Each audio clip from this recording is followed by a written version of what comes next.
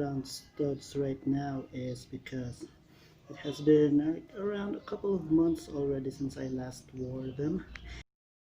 From what I know, these types of shoes don't do well if they're stored for a long time. They have to be used.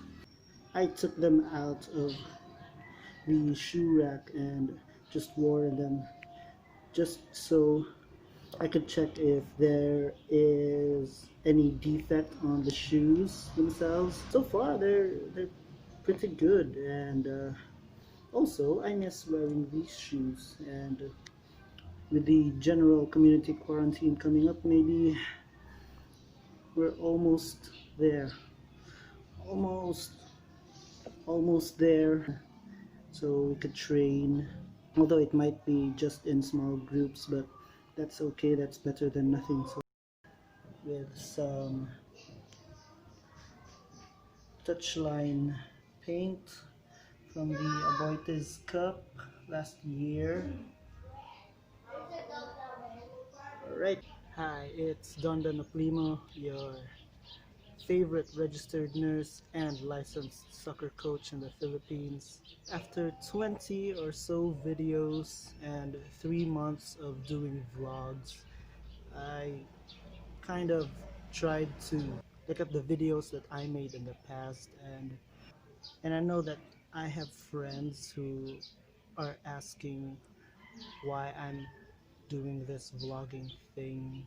I'll be answering that in today's video, so stay tuned.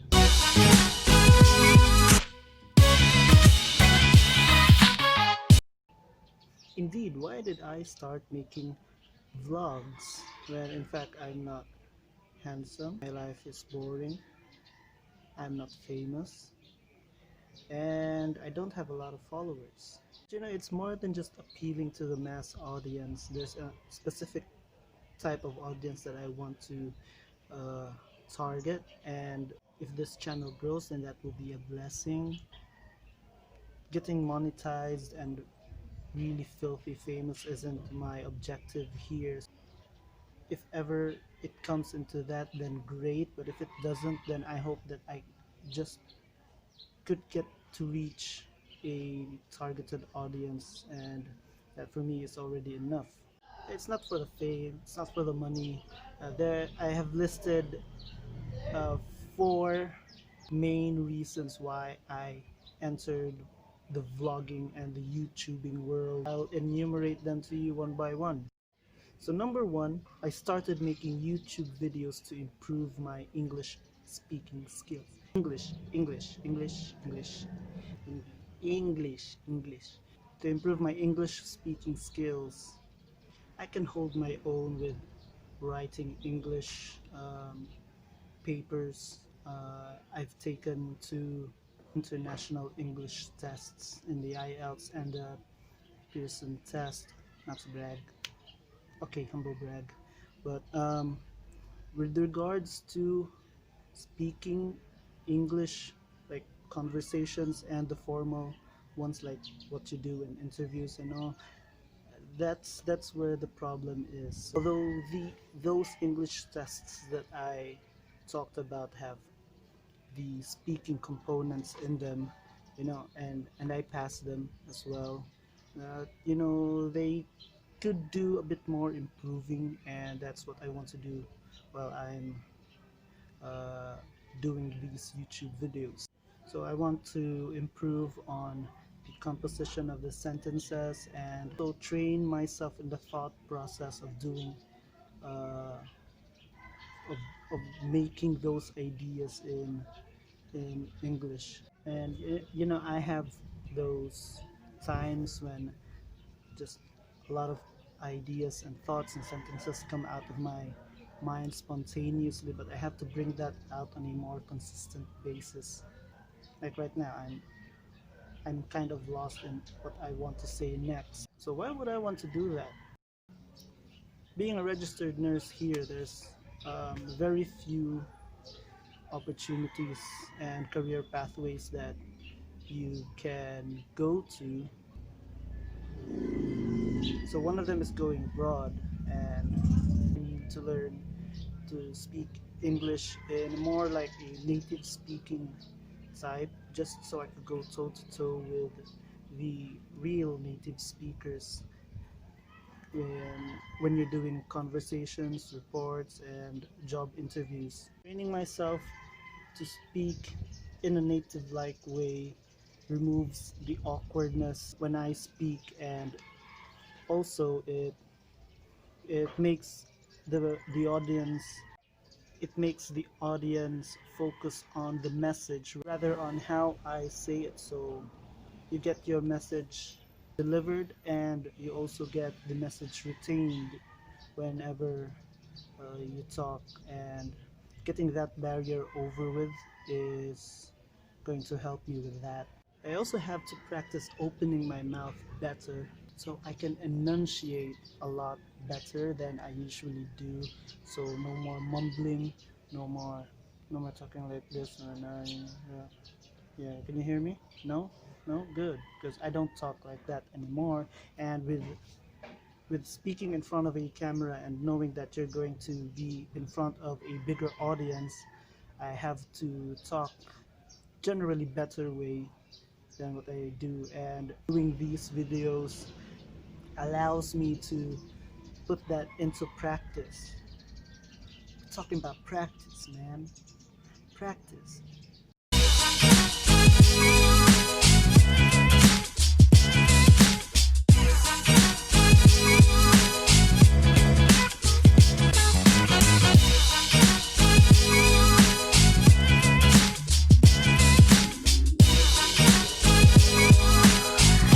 The next reason why I'm doing YouTube videos is to build confidence. Now, I'm not the most confident person, and either I get too shy when a lot of people are watching, or too conscious of the attention that I don't get the message through, and that shows when I'm not looking at the camera more frequently like I used to. And why do I have to build confidence? Because I need to be able to relay my idea to other people, and which is in a way connected to reason number one. Being confident is beneficial for me both in the nursing and in the footballing sense.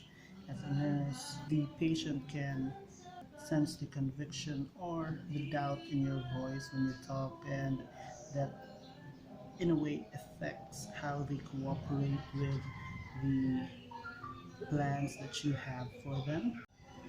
And in the coaching sense of things, when you talk with that conviction and when you get that message through with the right emotion, you can elicit the performance that you want from your players.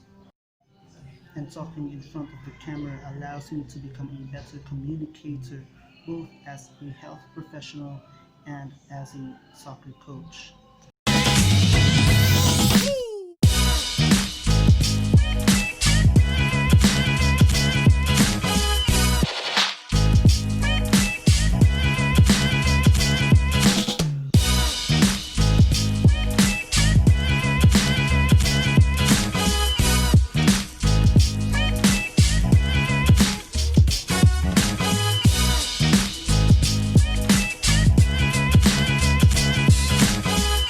Another reason we're doing vlogging is because I want to practice photography and videography. Photography has been a frustration since I was in high school.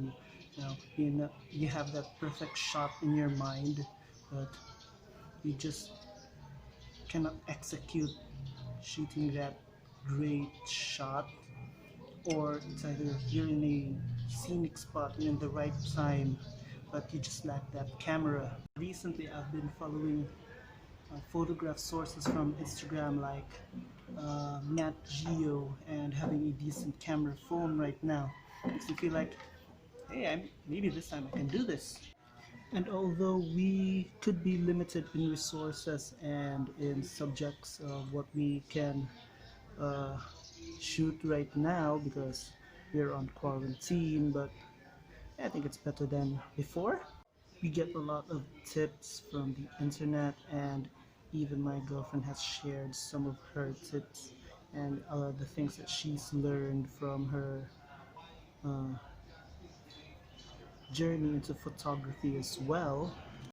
I learned all my YouTube video editing from the lessons that I got from YouTubers. And if you do your research well, even though you just have a camera phone like I do and it's not the best quality there is, you can shoot great videos. You get to know more about photography, videography, and you also enjoy the process of doing these videos you're because I'm posting what I want to post, and yeah, I just enjoy the process.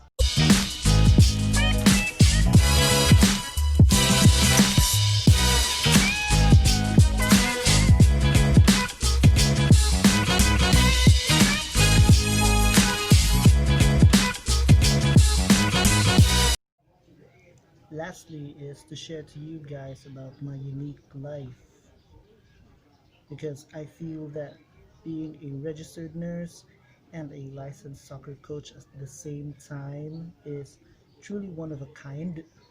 Not many people can relate to the life that I live right now, and you could just imagine the effort I put into being in, in juggling two jobs at the same time.